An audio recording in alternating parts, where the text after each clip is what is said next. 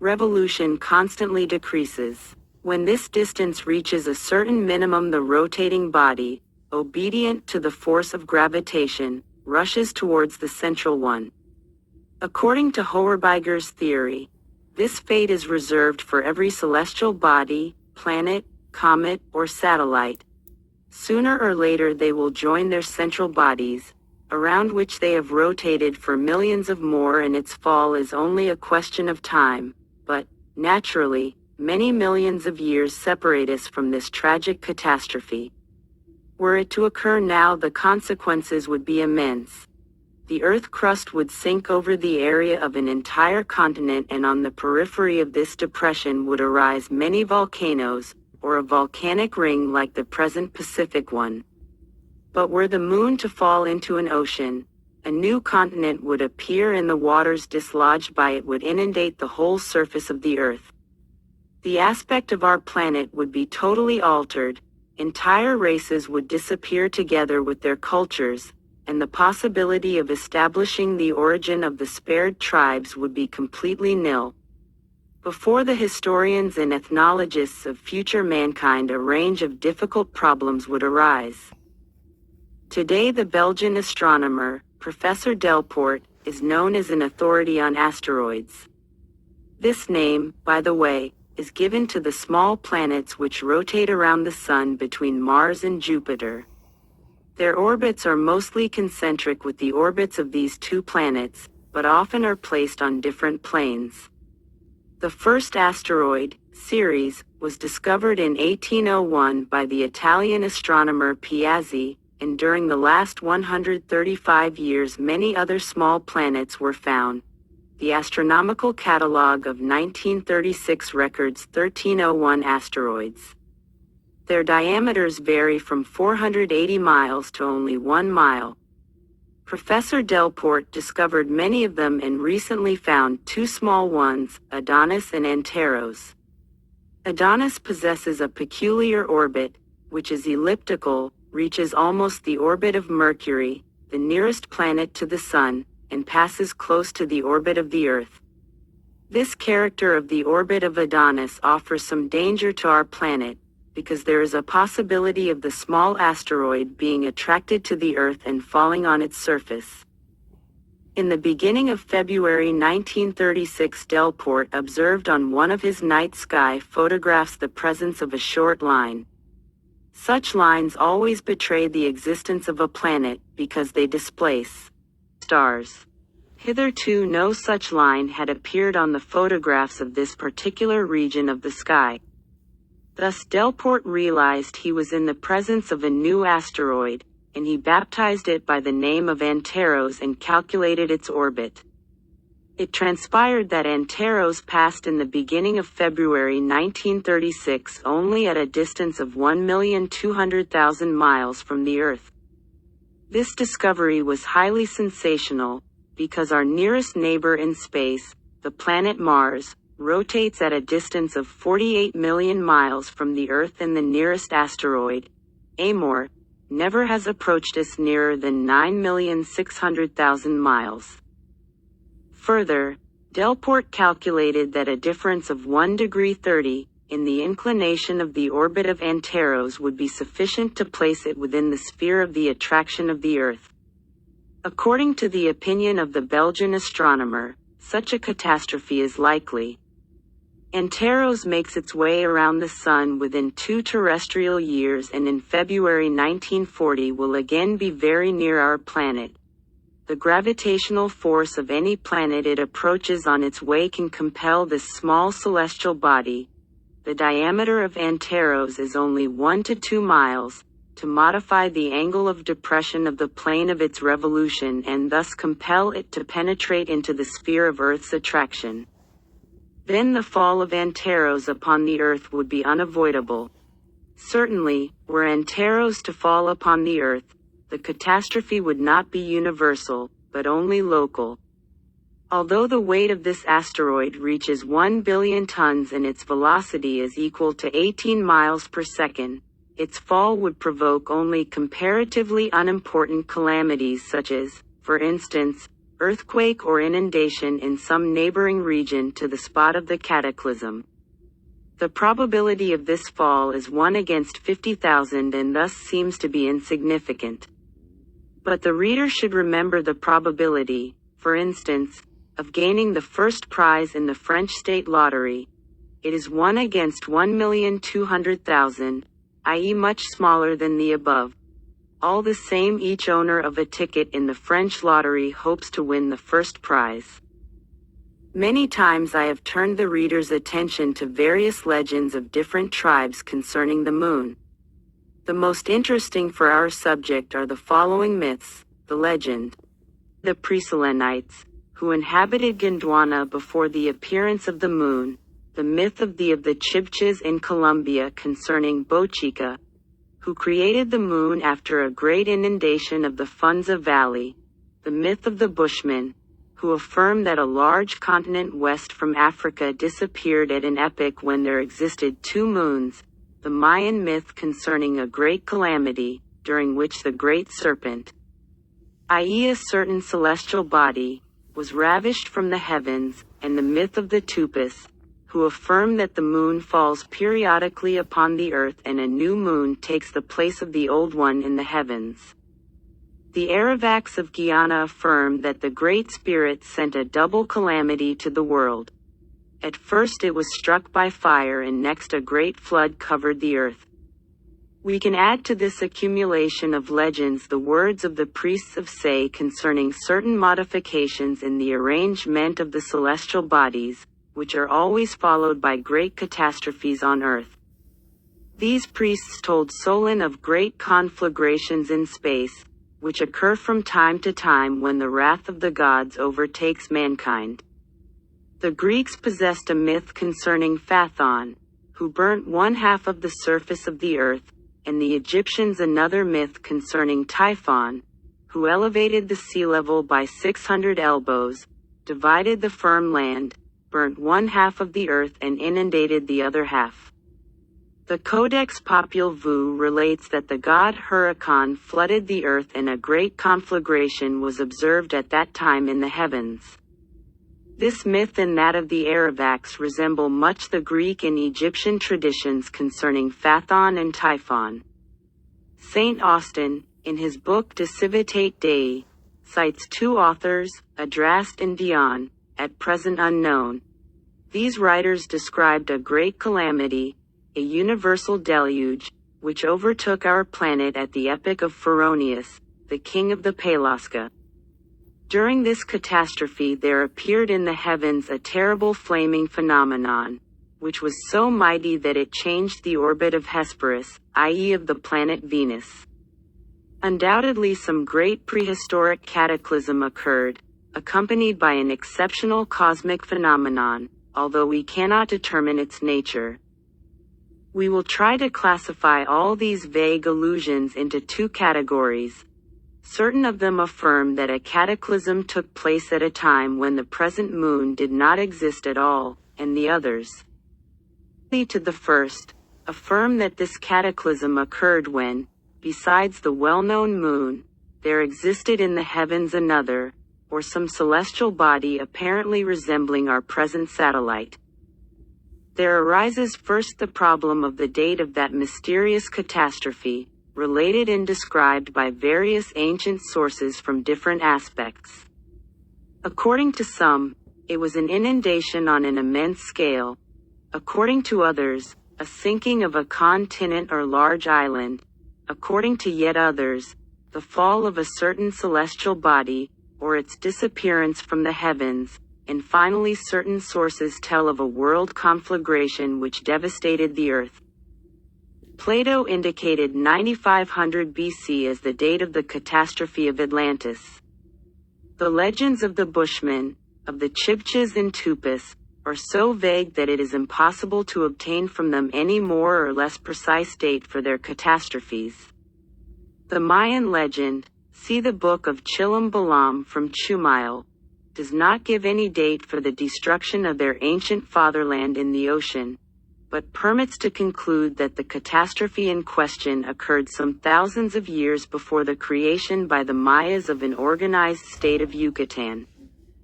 According to the opinion of Professor Gardiner, the disappearance of Gondwana occurred during the epoch when giant lizards inhabited the world. At present, most geologists and paleontologists accept the theory that these colossal reptiles began to disappear at the end of the Jurassic period, i.e. some millions of years ago, before mankind, let alone cultured mankind, existed. If we accept the hypothesis of Professor Gardiner, we must place the disappearance of Gondwana also millions of years ago, but in that case, how could we explain that the Hindus and ancient Greeks retained traditions of that old continent? If Professor Gardiner bases his hypothesis on some remains of giant lizards found on the site of Gondwana, but these finds could be easily explained by the survival of some isolated example of these prehistoric reptiles up to the date of the catastrophe, and their presence does not necessarily imply a distant epoch for the disappearance of Gondwana. I mention in one of the following chapters some facts indicating the survival of giant lizards until times comparatively near our own. Moreover, recently there were found the last living representatives of this once 7. Numerous class of reptiles on the solitary island of Komodo in the Indonesian archipelago, and almost all natives preserve various myths and legends concerning the struggles of their ancestors against giant dragons and large serpents. Thus we are inclined to date the Gondwana catastrophe much later than the end of the Jurassic period. It occurred probably 10 to 15,000 of years ago, and the Greek myth concerning the Pre-Selenites represents evidently a tradition concerning a certain nation which really inhabited Gondwana before the appearance of the present moon. It is even probable that this mentioning of the moon in Greek tradition is not without significance.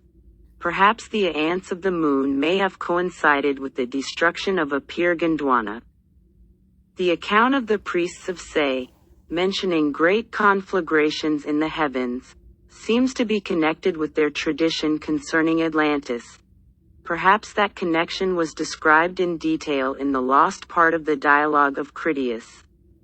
I doubt whether the Egyptian priests would have mentioned conflagrations unless they considered that they might be connected with the cause of the cataclysm of Atlantis.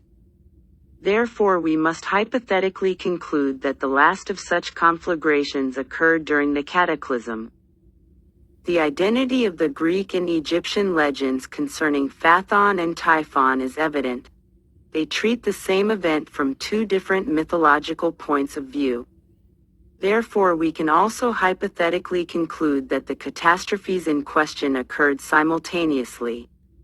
Perhaps the action of Typhon, who, according to the Egyptian version, divided the firm land into continents, can be connected also with the activity of the Hindu deity and hero Priyawada, whose chariot dug up the oceans and thus divided the continents.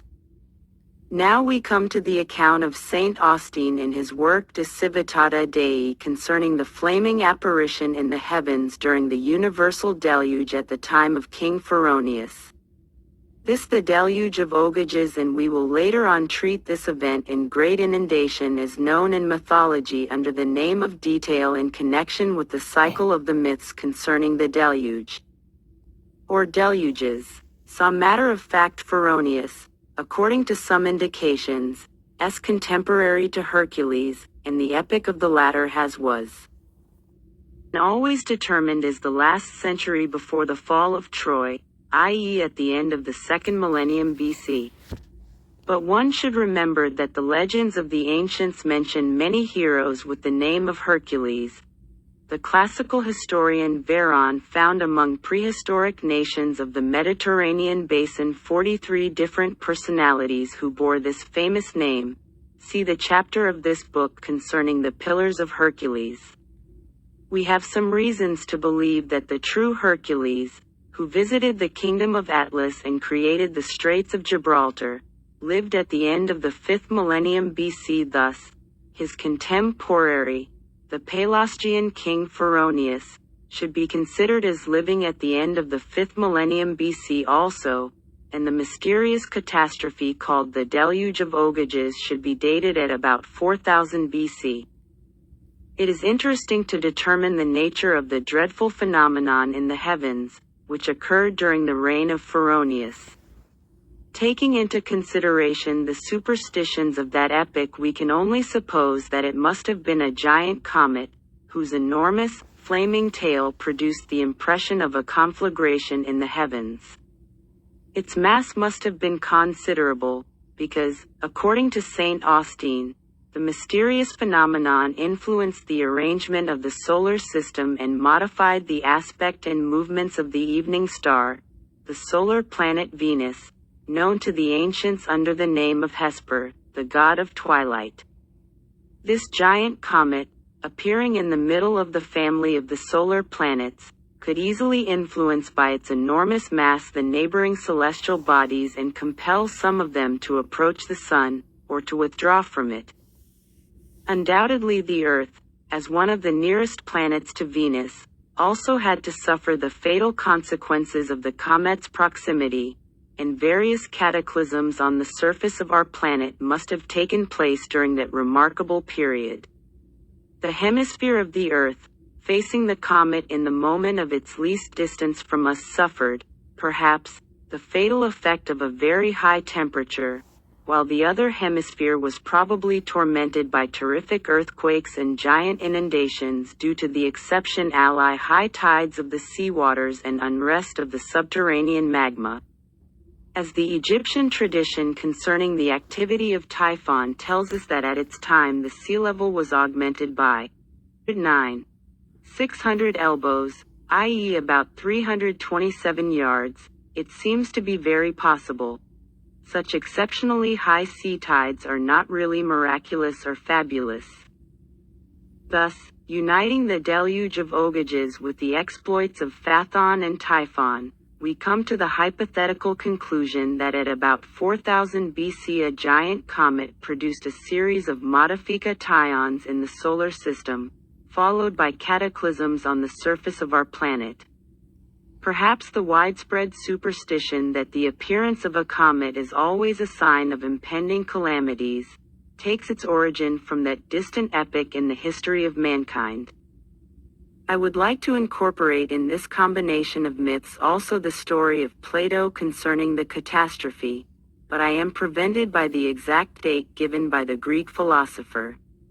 The difference between 9500 BC and 4000 BC is too great, unless the date given by the priests of Say is absolutely erroneous.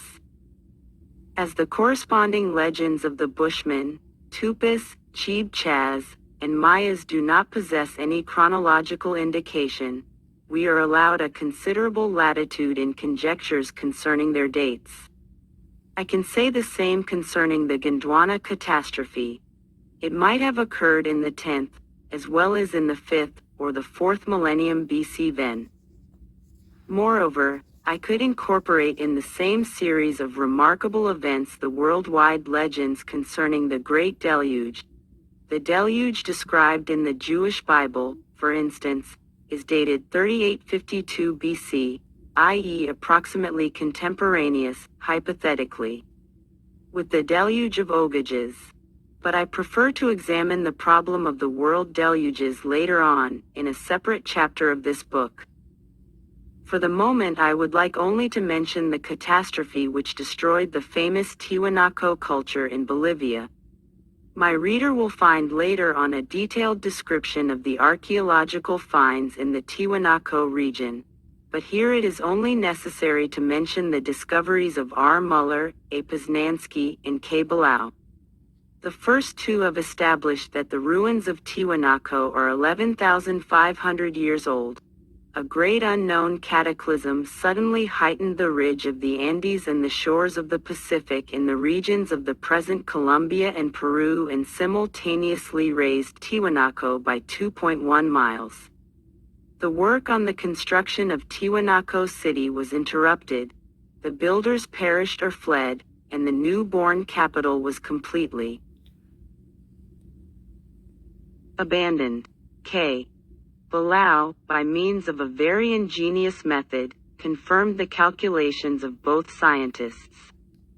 Thus we have another indication of some cosmic catastrophe which occurred in the Western Hemisphere circa 9500 BC. This date is the same as the one mentioned by the priests of Se. Therefore we are in the presence of at least two groups of indications. The first refers to a series of catastrophes at about 4000 BC and the second has in view events which occurred about 9000–10,000 BC. Of course, it is possible that these indications refer to two distinct cataclysms, which occurred at two different epochs. This contradiction in the chronology of the series of prehistoric cataclysms is very puzzling for the researcher. However, I hope that the complete deciphering of the Mayan manuscripts in the future will elucidate this very important chronological problem. Later on the reader will see that some collateral facts and conjectures incline me to accept Plato's dating in preference to any other. But we have to overcome another discrepancy. Some of the enumerated sources tell of the appearance of our present moon in the heavens during the cataclysm, the Chibchan version, one of them, the Mayan version, of the disappearance from the heavens of a certain celestial body, and one, the Bushman's legend, of the presence before the catastrophe of two moons in the heavens. How can we reconcile these three versions? It is comparatively easy to admit that, at a certain period before the catastrophe, our planet possessed a small satellite. Owing to its small dimensions and great distance from the Earth, this satellite must have been seen only as a luminous point, or, at the most, a very small disk, similar to Venus or Jupiter. On the other hand, the present moon existed then as an independent solar planet and its orbit passed somewhere between the orbits of Venus and ours. The eruption of the said giant comet into the solar system produced the following modifications. Venus came nearer to the Sun and therefore became less visible to us than before. The Moon was thrown aside, and, entering into the Earth's gravitational field, became an earthly satellite, and our old, small satellite, thrown still nearer to our planet, fell upon surface. 3. Atlantis. Thus, this hypothesis gives an explanation capable of satisfying all questions concerning the contradictions in the legends of the Greeks, Mayas, Tupis, and Bushmen. The Greeks, telling of the Pre-Selenites, had in view the present moon, which was not in existence at the epoch of the unknown cataclysm. The Bushmen, affirming that the cataclysm took place at the epoch when two moons illuminated the sky, have in view the old small satellite and the newly appeared present moon. The Tupis are right when they affirm that the moon periodically falls upon the earth, and the Mayan Codex Chilam Balam, telling of the ravishment of the great serpent from the heavens, has small satellite. View the fallen. Parallel to all these vague legends and allusions, I wish to mention a very curious observation. Some cultured, or semi-cultured, nations of the Old and New Worlds at a certain epoch felt the necessity to change their primitive and natural solar calendar either into a lunar one, or into a mixed solar-lunar one. Such a modification of the calendars was introduced, for instance, by the Babylonians at an undetermined epoch and by the Mayas at the epoch of the Nahoan invasion. Although the date of the latter has not yet been established, some researchers consider that the Nahoan race came into Yucatan about 4,000 years BC. The Codex Chilam Balam from Chumayel affirms that at the epoch of the ruin of the Itza culture, the race of Nahoa, which occupied the former Itza territories, introduced some religious and astronomical reforms, and the solar cult, which up to that time had dominated, began to give way little by little to lunar rituals. What was the reason for such a modification? Perhaps it was the appearance of a new luminary in the heavens, the present moon, which compelled prehistoric nations to modify their religious astronomical conceptions. An ancient historian, the priest Manathon, affirms that the Egyptians possessed a chronology from 11,542 BC. Probably this year was chosen by the pre-Egyptians as an era following some unknown important event which took place in 11,542 BC. Some indications show that this primeval pre-Egyptian calendar was a lunar one. Later on, in 4241 BC, this ancient system of chronology was changed for a solar calendar with 12 months supplementary day. Thus, the process of calendar reform in 5 supplementary days, instead of 13 months in one. I don't understand why it skips. Adopt the Egypt seems to be just the opposite of the Babylonian and Mayan, although the Jews, who seemed in a position to Egyptian system of chronology, or perhaps the Babylonian one, remained faithful to the lunar calendar. Scientists considered that the great inclination of the Earth's axis in relation to the plane of the ecliptic is due to the fact that at some time our planet suffered a strong blow from a giant meteorite and thus its axis became inclined. Let us see if there are any objective proofs for the possibility of such an event in the past. The well-established phenomenon of the nutation of the poles consists of the following. The extremities of the Earth's axis, i.e. the poles, are not immobile but are constantly oscillating. Thus this axis deviates from the theoretical one, maintaining always an angle with the latter equal to 3 degrees 30. In reality, this movement of the poles is much more complex, but it would be out of place here to enter into the details of this interesting, but intricate, phenomenon. It is, however, necessary to point out that the amplitude of the nutation has gradually diminished.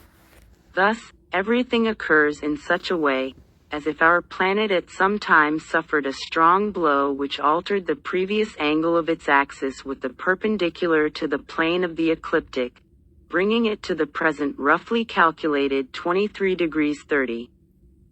Scientists affirm that while this angle was never equal to O, at some time it must have been much less than now.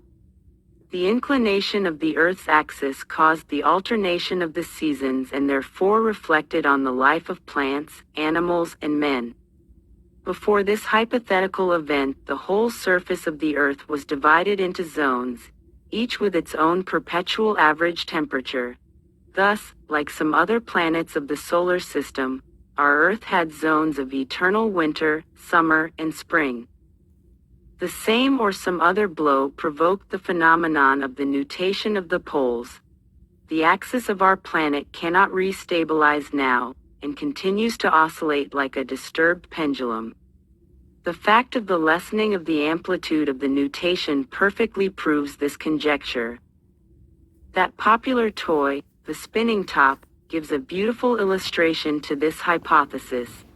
If during the rotation of the spinning top you strike it slightly, the axis of the toy will become inclined towards the floor and, although the spinning top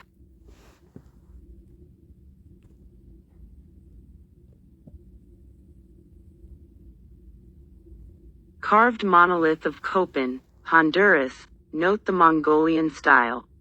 Another monolith of Copan, Honduras. Okay, where's the Mongolian style? I don't see it.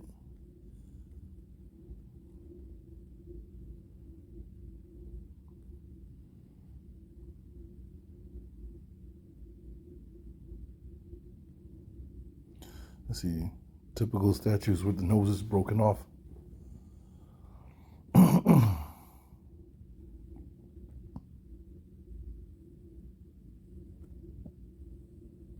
Two further examples from Copan, Honduras.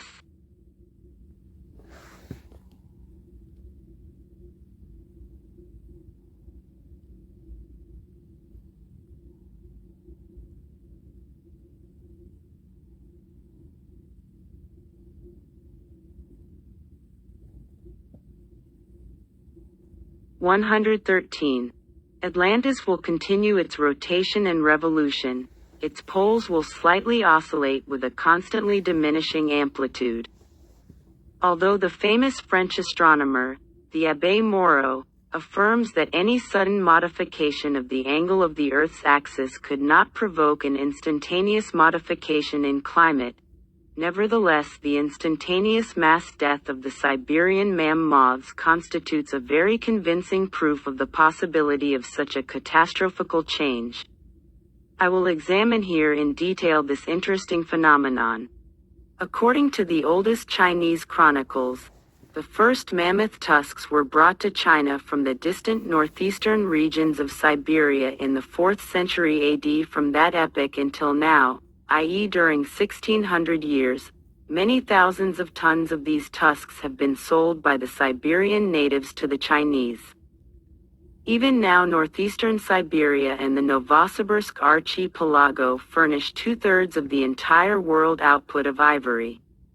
During the last 150 years, an average amount of 250 mammoths has been exhumed yearly in the zone of the everlasting frozen strata of polar Siberia. Therefore, Russia, where elephants can be found only in menageries and zoological gardens, is the leading supplier of ivory for the whole world. The carcasses and skeletons of the mammoths are found not very deeply buried under the ice and frozen soil of the Arctic zone. The low temperature has been responsible for the preservation of those giant corpses in a state of perfect freshness. Pallas, who visited these regions in the 18th century, tells us that he ate a steak of mammoth flesh and found it very palatable. Arctic foxes eat the carcasses of the mammoths, and the natives are always eager to feast themselves years old, and feed their dogs with it. The age of the strata upon flesh many thousands of where the mammoth's remains are found is approximately 12,000 years. Some years before the Great War, the carcass of a mammoth's found. The trip of about 7,800 miles from the Novosibirsk cub was south brought to St. Petersburg. It was well preserved and brought within the enormous block of ice in which it was did not cause any deterioration in the 12,000-year-old carcass, archipelago to the Russian capital, which lasted several months. This is crazy. As any piece of meat in the butchery. The Russian scientists profited by this occasion in order to make some histological investigations, and the flesh of the mammoth was then used for gastronomical purposes. The cook of the Geological Museum made some magnificent steaks out of it, and the members of the Academy of Sciences were delighted with this prehistoric meal. But the finds of entire well-preserved carcasses are now comparatively rare.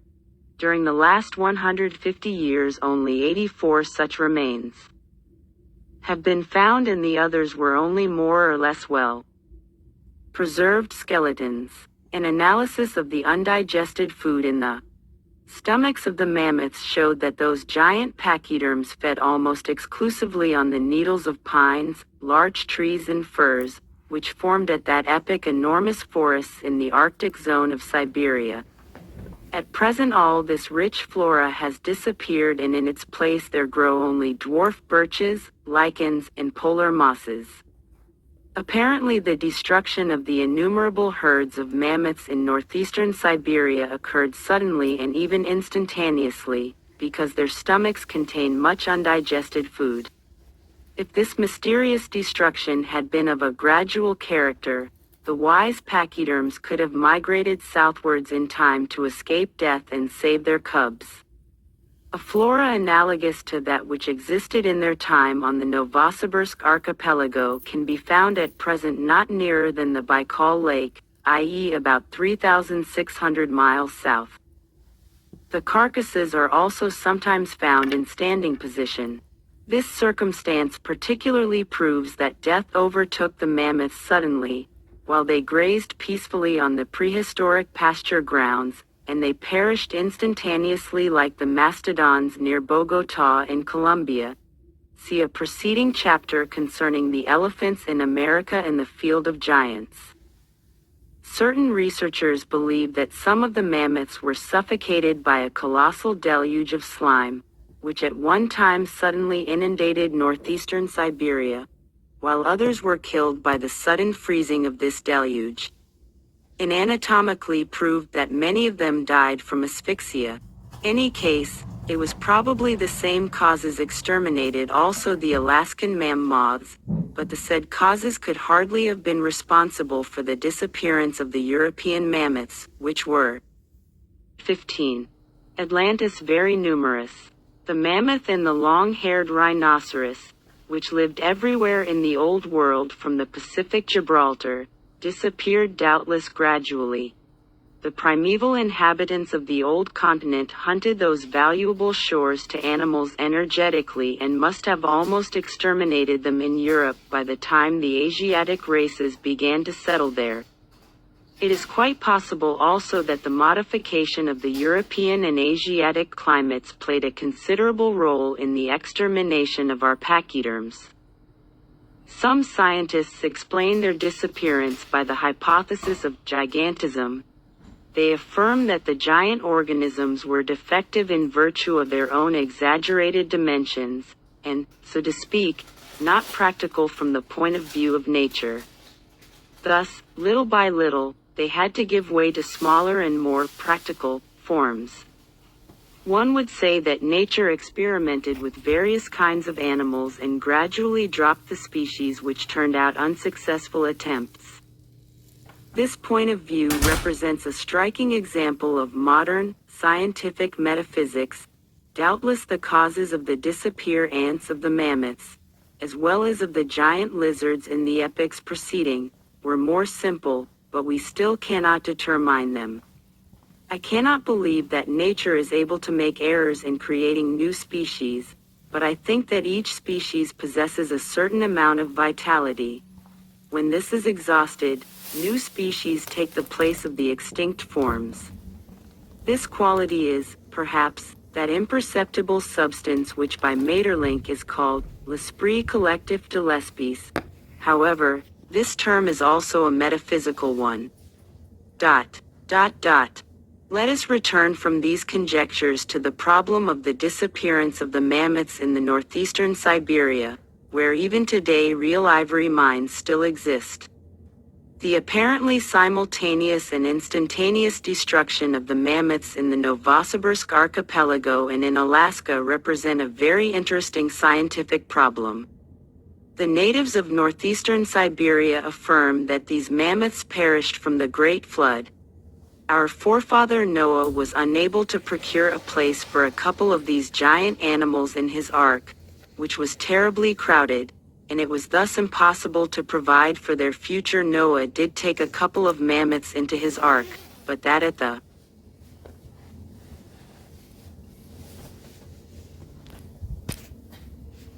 passengers on the mountains of Ararat, the giant pachyderms stumbled, fell into a slime swamp, and perished.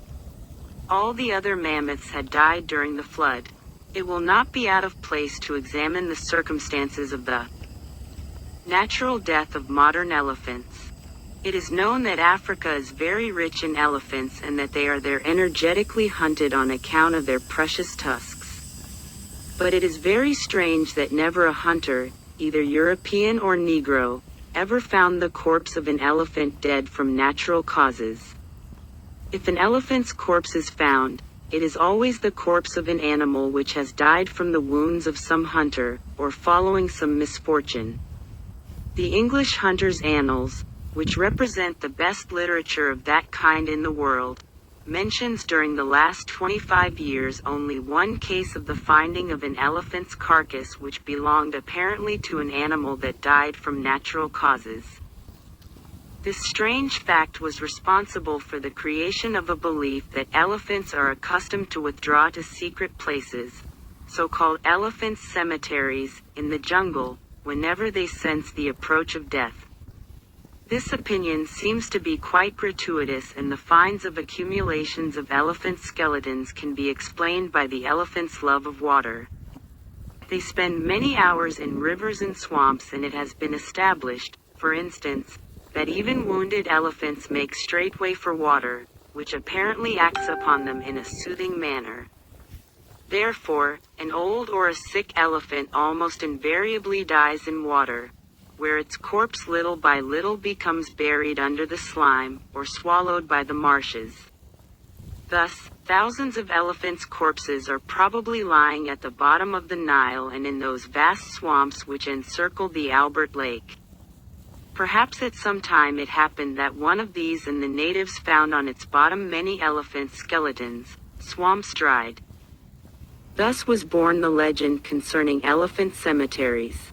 This explanation is plausible in relation to the fate of African and, perhaps, modern Asiatic elephants, but absolutely inadequate for explaining the fate of the Siberian mammoths and much more so of those mastodons whose remains cover the field of giants in Colombia.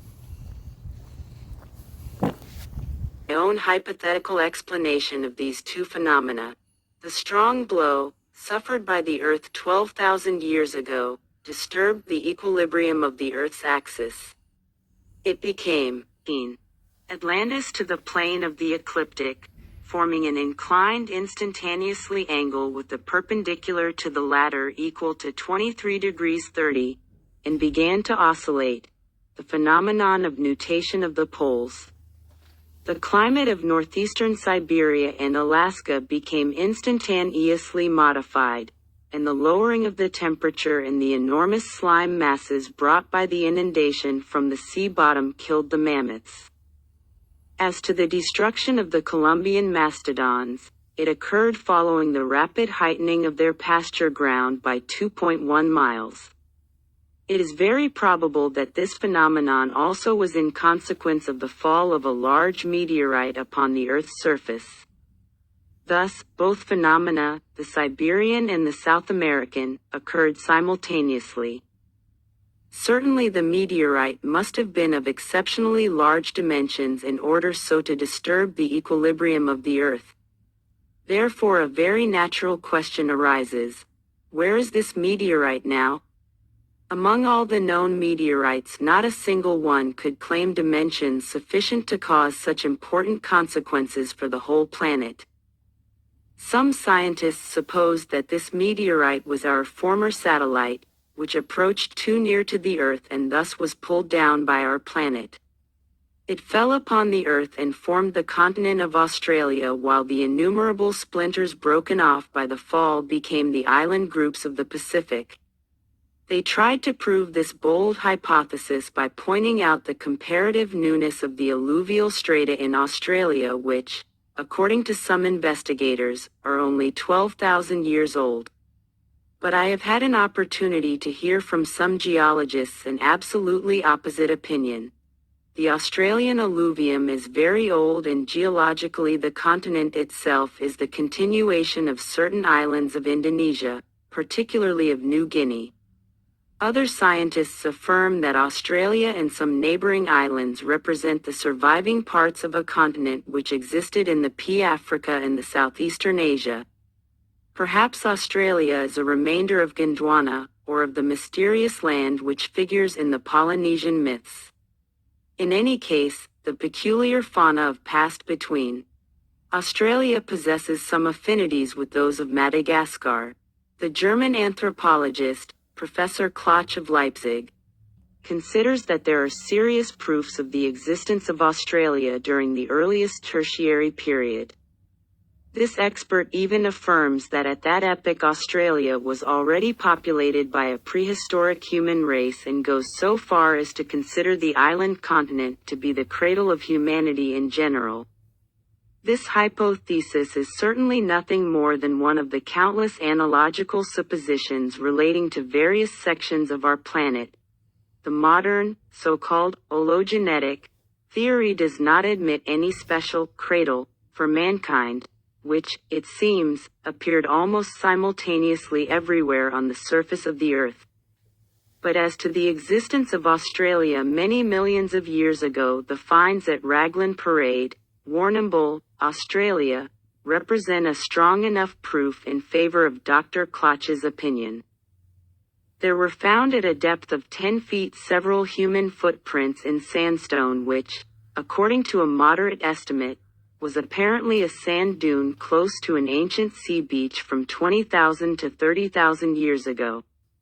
This find naturally proves the existence of Australia much before the catastrophe of Atlantis and the hypothetical fall of a giant meteorite. At the same time, the phenomenon of nutation and the sudden death of the mammoths in Siberia and Canada show that such a cosmic catastrophe occurred about 11,000 years ago. I think that if an enormous meteorite fell at this epoch on the surface of the Earth, the fall took place somewhere in the Pacific Ocean.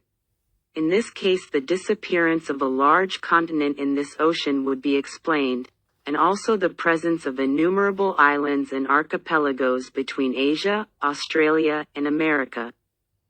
The adherents of the above-mentioned hypothesis affirm that the fall of our former satellite provoked a series of extensive changes on our planet. This terrific blow wiped out Gondwana, or Lemuria, the hypothetical Pacific continent, and Atlantis. The giant stresses caused in the Earth crust ruptured the ancient isthmus between Asia and America and, perhaps, the isthmus between Europe and Africa also, producing the Bering Straits and the Straits of Gibraltar. The latter rupture caused the inundation of the former Mediterranean depression and its transformation into a sea. A number of new islands were formed in the Pacific and, as the disturbance reached even the subterranean magma itself, a series of volcanoes appeared forming the Pacific volcanic ring around the site of the catastrophe and 19. Awakening general plutonic activity throughout that ocean. One of the most important results of this activity was an increase in the height of the Andean ridge to its present level and the ruin of the Tiwanaku culture. Finally, the consequences of this were the nutation of the poles and the periodicity of the seasons for every given region of the globe. The very fact of upheaval, the decrease in the amplitude of the nutation latter was caused by a blow. This hypothesis would be adequate a proof that the explanation of all the above events were it not for the problem of chronology. We do not admit the possibility of reconciling these chronological contradictions by any conjecture. Information are in the wrong concerning the date of the catastrophe. In any case, it seems to me probable that the adoption of a lunar calendar instead of a solar one by certain prehistoric nations followed the appearance in the sky of the present moon. The tremendous catastrophes accompanying this appearance of a new large and bright luminary excited the religious feelings of the primeval races and generated a series of myths and superstitions. Among the various hypotheses concerning the causes of the Atlantis catastrophe, I wish to note here those which are likely to connect that cataclysm with some cosmic phenomenon, although the Abbé Moreau, while admitting that our planet in its interplanetary voyage might meet with an accumulation of the remains of a comet, or a giant asteroid, does not see any proof in favor of the assertion that the Atlantis catastrophe was due to a cosmic perturbation. At the same time, the French scientist admits that some unknown oscillation of the Earth's axis could provoke a strong earthquake. In his book concerning the problem of Atlantis, the Abbé Moreau cites the hypothesis of the astronomers Saint-Aignan and Carly. They first considered that at the moment of the catastrophe there occurred in the zenith of Atlantis a conjunction of certain planets, which conjunction provoked an extraordinarily strong flood tide of the subterranean magma and therefore a series of terrific earthquakes. Other scientists affirm that the sudden heightening of the Andean Ridge, Alps, and Caucasus was responsible for a series of corresponding depressions in other regions of the Earth's surface, and one of them caused the sinking of Atlantis. The last explanation. 121.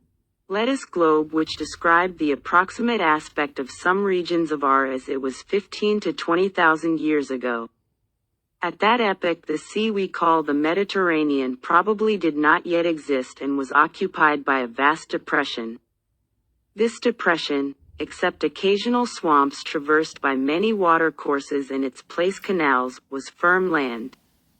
Thus the European peninsula formed a solid block with the Asiatic and African continents. The Atlas Ridge branched off into Spain and the Straits of Gibraltar did not yet exist.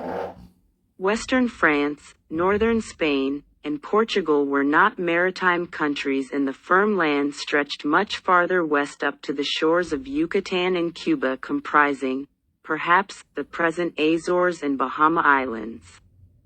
Thus this vast region was indissolubly united to the present Old World.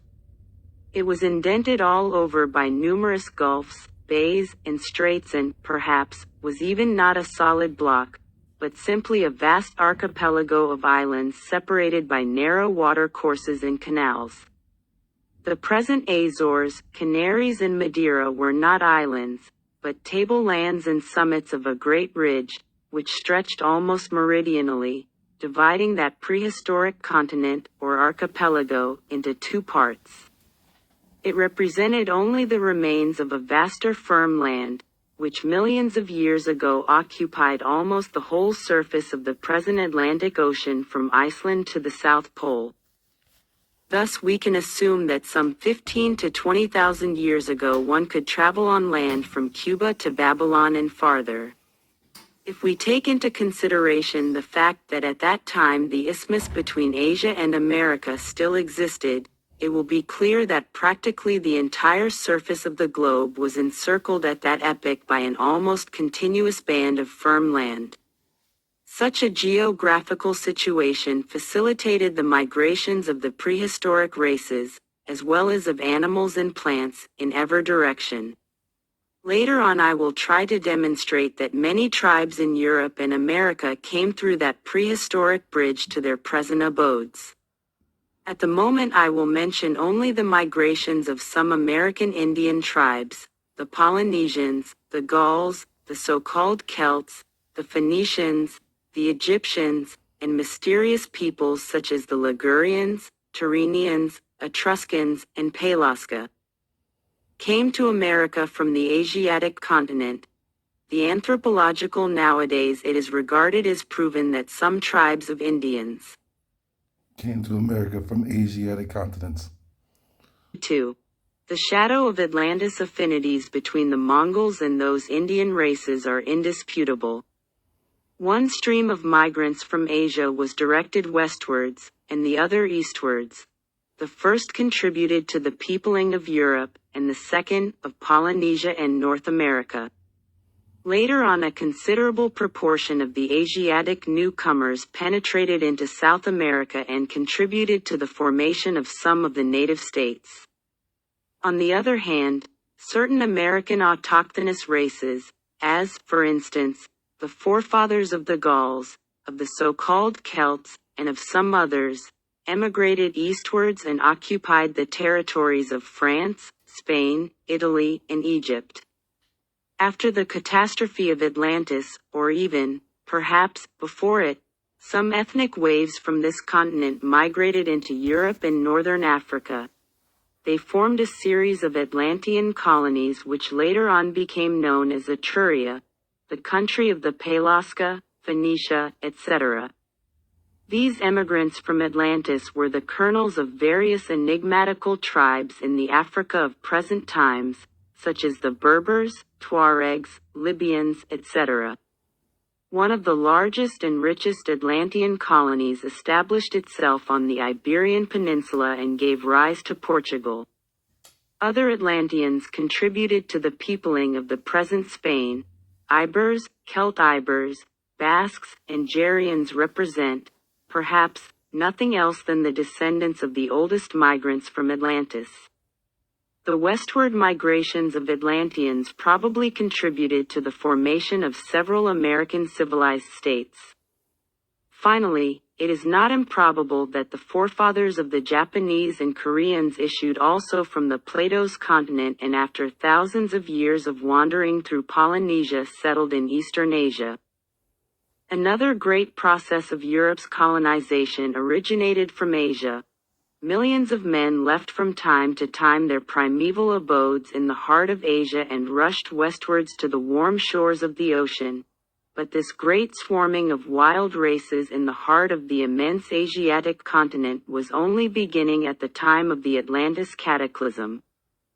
The Western and Eastern newcomers in Europe had to sustain a cruel struggle with the European Aboriginal tribes, the descendants of the Neanderthal race, which populated the European virgin forests.